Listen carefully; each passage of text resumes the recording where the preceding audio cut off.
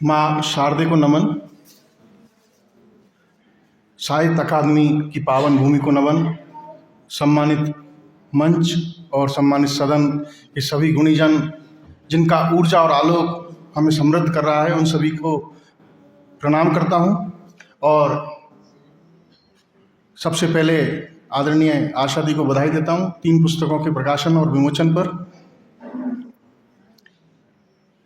चिड़िया आती आंगन में इस पुस्तक की समीक्षा के लिए जो शीर्षक मैंने लिखा है, सुरुचि, संस्कार और सरोकारों की गुनगुनाती दुनिया। तीसरे शतक के कवि कुंवर नारायण कविता के बहाने जब कविता की टक्कर के उपमान ढूंढने निकलते हैं तो खिलखिलाते हुए बचपन पर आकर उनकी खोज पूरी होती है। वे लिखते हैं, कविता एक खेल है बच्चों के बहाने, बाहर भीतर यह घर वह घर, सब घर एक कर देने के माने बच्चा ही जाने। कविता और बचपन दोनों ही सर्वहित सर्व सुख की सद्भावना समेटे रहते हैं। जीव और जीवन के प्रति स्वागत का भाव इनकी केंद्रीय प्रवृत्ति है। बाल सुलभ प्रवृत्तियाँ और बाल मनोविज्ञान तथा बाल गीत व कविताओं का शिल्प विधान दोनों अपने स्वभाव और प्रभाव की दृष्टि से सम पर आकर मिलते हैं।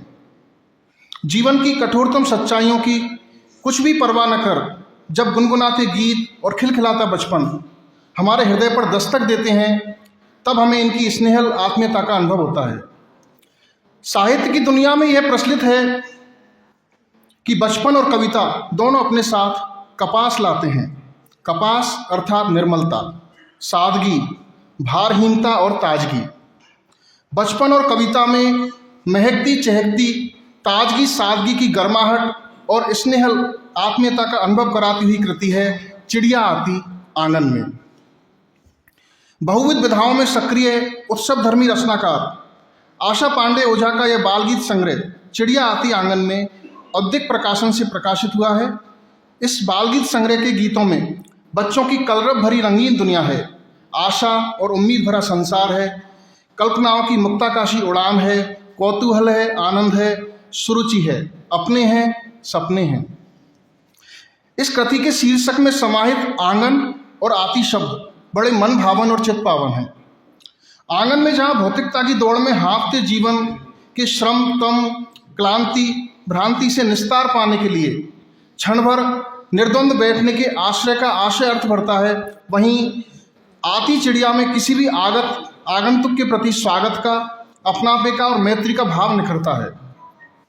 हम आज अपने जीवन में झांक कर देखें तो सहज ही जान सकते हैं कि हमारे जीवन से आंगन की सौंधी सुगंध और अभ्यागत के साहचर्य का आनंद कैसे चुपचाप दूर होते जा रहे हैं। रास्ते, गली, बाजारों से हम सीधे पिंजरे नुमा घरों में घुसते हैं या घरों से सीधे सड़कों पर उतरते हैं। बीच में आने वाले आंगन या तो सिमट गए हैं या मिट गए हैं। मंगल आशा से भरी गीतकार आशा पांडे ओझा जी ने मानो आंगन और आगमन के बहाने जीवन से फिसलते आनंद, शांति और साहचर्य के पुनरागमन की मनोहार इन बाल गीतों में संजोई है। कविता और कहानी दोनों ही बालमन और बालपन को सुहाती विधाएं हैं। इस बालगीत संग्रह के गीतों में कथा रस का अभिनिवेश कर पठनीयता की अधिकतम संभावनाओं का स्पर्श रचनाकार ने किया है। बाल गीतों में बुनी गुनी किस्सा गोई केवल मनोरंजन तक सीमित नहीं है। गाता मुस्कुराता बचपन अनायास ही शैक्षिक, सामाजिक, सांस्कृतिक सरोकारों से रूबरू होता चलता है। बड़े बुजुर्गों और पिछली पीढ़ी से दूर भागते, उन्हें उपेक्षित करते जमाने की नई चाल के उत्तर में दादा दादी, नाना नानी के प्रेम, सौजन्य और सदाशयता का अनुभव कराती रचनात्मकता मनोहारी है। प्यारी दादी, प्यारे दादा, कितने साधे, कितने सीधे, कितने साधा, मुझे खिलाते, मुझे पिलाते, मुझको अपने साथ बुलाते। इन गीतों का महत्व इसलिए भी बढ़ जाता है कि ये बाल मन को संस्कारित करने की धुन बुन रहे हैं। कहीं बड़ों के प्रति आदर भाव उमड़ा है तो कहीं स्वच्छता और सलीके का आग्रह निखरा है। आदत सुधारें शीर्षक गीत में तोषा और चंदन की बातचीत हो, या आने को दीपावली गीत में उत्सव के स्वागत में होने वाले क्रियाकलाप, अथवा फैलती है महामारी कविता के अंतर्गत गंदगी, कचरे से होने वाली बीमारियों, दुश्वारियों की चेतावनी। गीतकार ने सभी जगह स्वच्छता और सौंदर्यबोध को जीवन के आधार के रूप में संजोया है।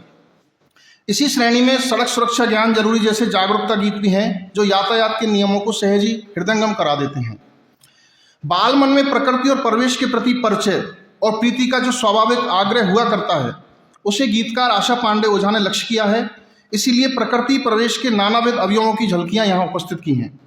यहाँ धूप है, सूरज है, चांद के उजारे हैं, बादलों के वातायन से झांकते तारे हैं, बयारे हैं, आंधी है, फुहारे हैं, झरने हैं, फव्वारे हैं, धार है, किनारे हैं, पतझड़ है, बहारें हैं, परिंदे हैं, चरिंदे हैं, संगी साथियों की टोलियां हैं, जाने पहचाने प्राणियों की बोलियां हैं, बैंगन है, आलू है, गैया है, भालू है, हलवा पूरी खीर है, मटर और पनीर है। विधागत शिल्प की दृष्टि से, मनोवैज्ञानिक दृष्टि और राष्ट्रीय शिक्षा नीति की भावना के अनुरूप सजग रचनाकार ने कुछ एक नवाचार भी इस बाल गीत संग्रह में किए हैं। उन्होंने गीतों की किस्सा परक मूल प्रवृत्ति, जिसमें सुनाने और दोहराने की क्रियाओं के लिए अधिक स्थान रहता है, उससे आगे बढ़कर पहेली नुमा गीतों को अधिक स्थान दिया है। उसका लाभ यह है कि इसमें बालक केवल श्रोता या अनुकर्ता मात्र नहीं रह जाता, सक्रिय अधिगम की ओर में बढ़ता है। उसे चिंतन और तार्किकता का बड़ा फलक मिलता है। आती है बरसात जब, गीत की ये पंक्तियां देखें, आती है बरसात जब, बढ़ती मेरी मांग, बुढ़े बच्चे घूमते पकड़े मेरी टांग, गर्मी से भी मैं करूं सबका सदा बचाव, उल्टा करके देखना बन जाऊंगा नाव, कितने सारे कान हैं पांव मगर है एक, बाबूजी चलते मुझे लाठी जैसे टेक, रंग बिरंगे से कई मेरे हैं प्रधान, और नाम आप समझ गए होंगे, छाता मेरा नाम है मेरी प्यारी शान। बाल मन की कल्पनाओं की कोई थाह नहीं होती।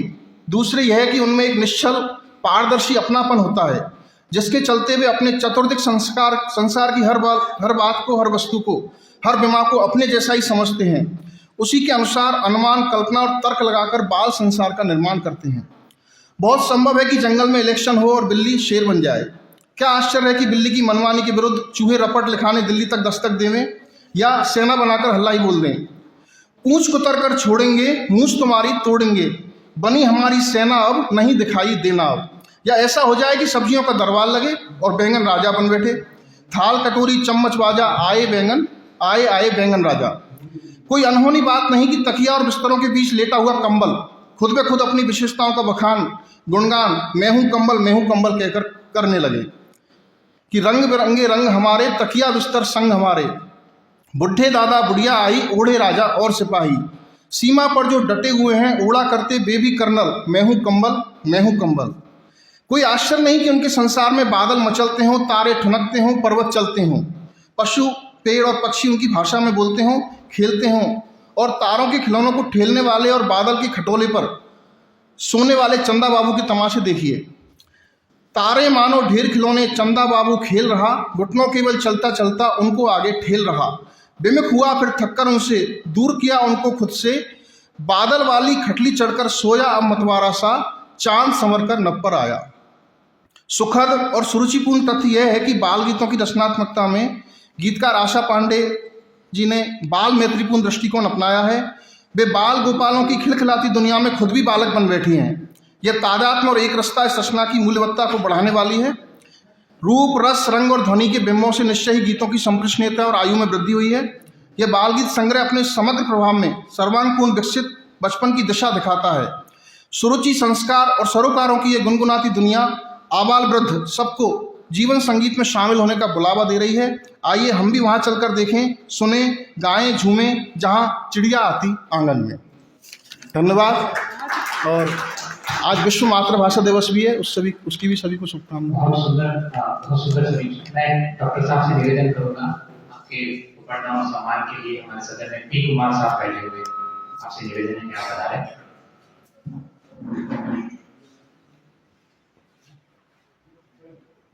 त्रुटि मानवीय गुण है और उसका सुधार भी मानवीय गुण है। हम सुधार के साथ डॉक्टर कृष्ण बिहार जी का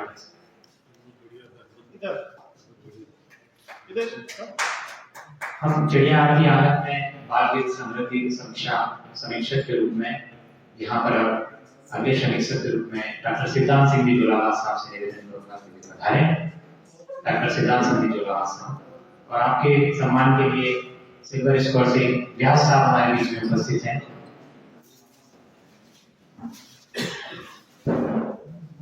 आदरणीय व्यास साहब।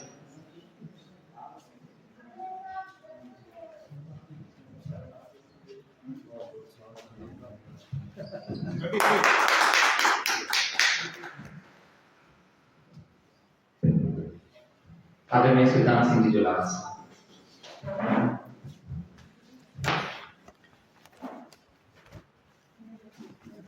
मंच पे विराजित आदरणीय गुरुदेव डॉक्टर देव कोठारी जी, बसंत जी सोलंकी, बहरूलाल जी, दिनेश पंचाल जी, जैन साहब, आशा दीदी, उपस्थित विद्वज्जन, सम्मानित मंच और दुनिया की आधी आबादी का प्रतिनिधित्व करने वाली नारी शक्ति।